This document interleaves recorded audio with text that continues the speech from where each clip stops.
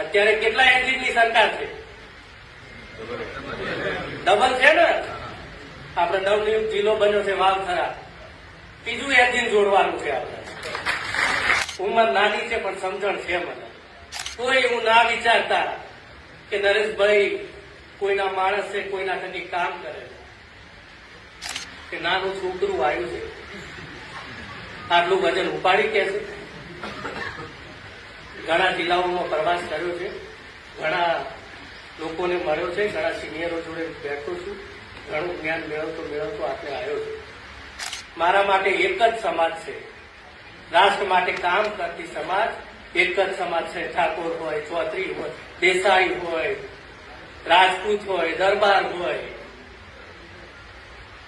સમગ્ર સમાજ મારા માટે એક સમાન છે, સરખી છે ને એક તુલ્ય છે. સૌ સમાજને હું વંદન કરું, મારી તાકાત સૌને વંદન કરું છું.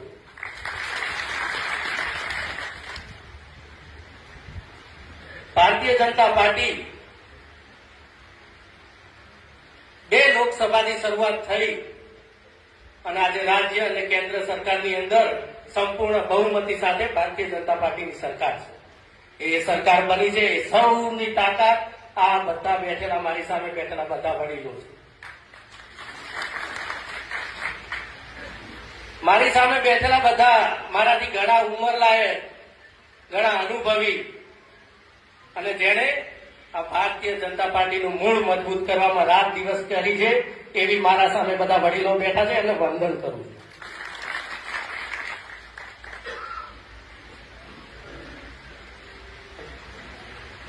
નવનિયુક્ત વાવથરા જિલ્લાની અંદર મને આટલી મોટી નાની ઉંમરે જવાબદારી આપી છે અને મારી પર વિશ્વાસ મૂક્યો છે.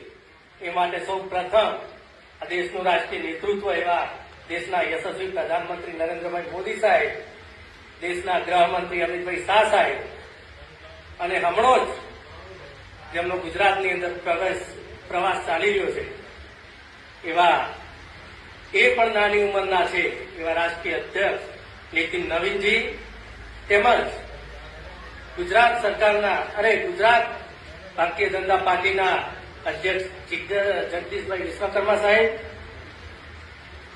ગુજરાત સરકારના મુખ્યમંત્રી ભૂપેન્દ્રભાઈ, ગુજરાત સરકારના ડેપ્યુટી સીએમ હર્ષભાઈ સંઘવી સાહેબ, તેમજ ભારતીય જનતા પાર્ટી સંગઠનના મહામંત્રી રત્નાકરજી, આ મહુડી મંડળનો ખૂબ ખૂબ આભાર માનું છું કે મને આ નાની ઉંમરે આ ભારતીય જનતા પાર્ટીની સેવા કરવાની તક આપી છે.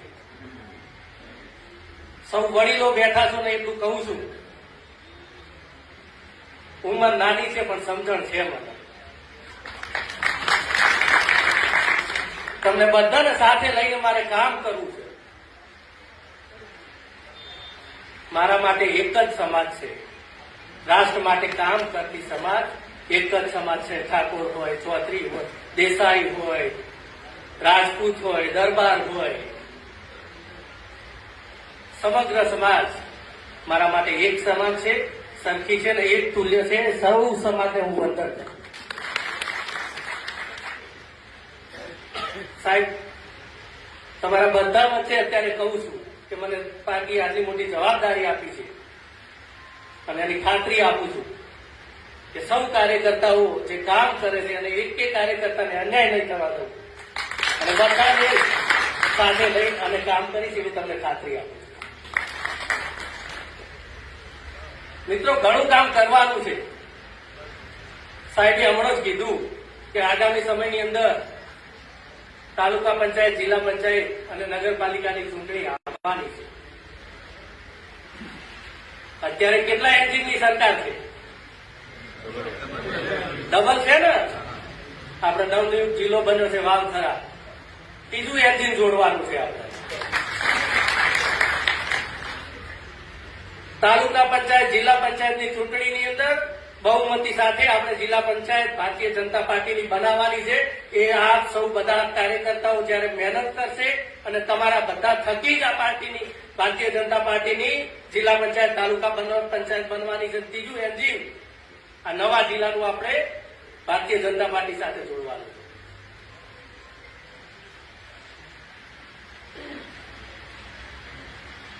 તમને કહું છું, ફરીથી કહું છું, કોઈ એવું ના વિચારતા કે નરેશભાઈ કોઈના માણસ છે, કોઈના થકી કામ કરે છે. મને ભારતીય જનતા પાર્ટીએ જવાબદારી આપી. મારા માટે મારો બીજા મા બાપ એ ભારતીય જનતા પાર્ટી છે અને મા બાપ જોડે હું ક્યારેય દગો નહીં કરું. સૌને સાથે રાખવા, સૌ કેમ કે હું તો અત્યારે આવ્યો છું. કેટલા બધા વડીલો બેઠા છે અહીંયા જેને 50 વર્ષ, 60 વર્ષ, 70 વર્ષ એવું થઈ ગયું છે. વર્ષોથી ભારતીય જનતા પાર્ટી માટે કામ કર્યું છે. આજે ઉઠીને હું આવું ને કામ કરતા કરતા જો એમને થોડું પણ દુઃખ પહોંચે ને તો મને ભગવાન માફ ના કરે. જ્યાં પણ જરૂર હોય ભારતીય જનતા પાર્ટી કાર્યકર્તાને અડધી રાતે તમારી માટે ઉભો છું. એ કાર્યકર્તા, સાચા કાર્યકર્તાને ક્યારેય પણ દુઃખી નહીં થવા.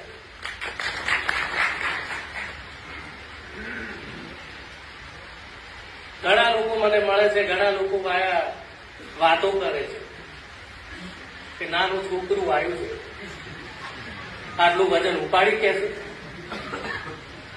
ઘણા જિલ્લાઓમાં પ્રવાસ કર્યો છે, ઘણા લોકોને મળ્યો છે, ઘણા સિનિયરો જોડે બેઠો છું, ઘણું જ્ઞાન મેળવતો આટલે આવ્યો છું.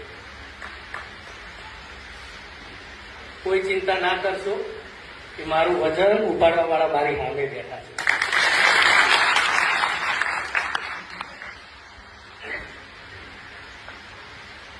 નાનું છોકરું જરૂર છું,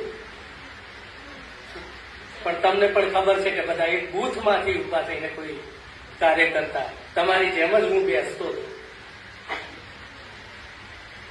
ઘણા અવનવી અલગ અલગ ઘણી બધી વાતો કરશે કે નરેશ અહીંયાથી આવ્યો છે, આ કરતો કરતો આવ્યો છે, અમદાવાદ રહેતો હતો, આ કરતો હતો, તે કરતો હતો, ફલાણું કરતો હતો.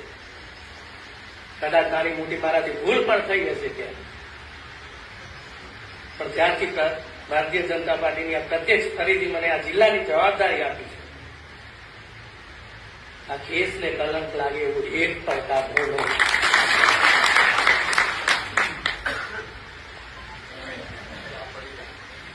આપ સૌએ અહીંયા મને આટલો બધો પ્રેમ આપ્યો છે. આ પ્રેમનો હંમેશા હું ઋણી રહીશ. અને ફરીથી કહું છું, તમે બધા મારી તાકાત છો. અને મને ઠેસ લાગે હું પડી જઈશ ને એટલે તમે પડ્યા સમજો. કઈક પાર્ટી માટે ખોટું થયું તો મેં નથી, તમે કર્યું. પાર્ટીને દાગ લાગે એવું આપણે કોઈ કામ કરવાનું નથી. અને મારી તાકાત બનીને મને હંમેશા હું ફરીથી તમને વંદન કરી, નમ્ર વિનંતી કરીને કહું છું કે મને જ્યાં જ્યાં જરૂર પડે, મારા સિનિયર કાર્યકર્તાઓ તરીકે, મારા માર્ગદર્શક તરીકે મને માર્ગદર્શન કરતા રહેજો. મને સંભાળવાની જવાબદારી તમારી. દિયોદર વિધાનસભામાંથી આવેલા તમામ કાર્યકર્તાઓ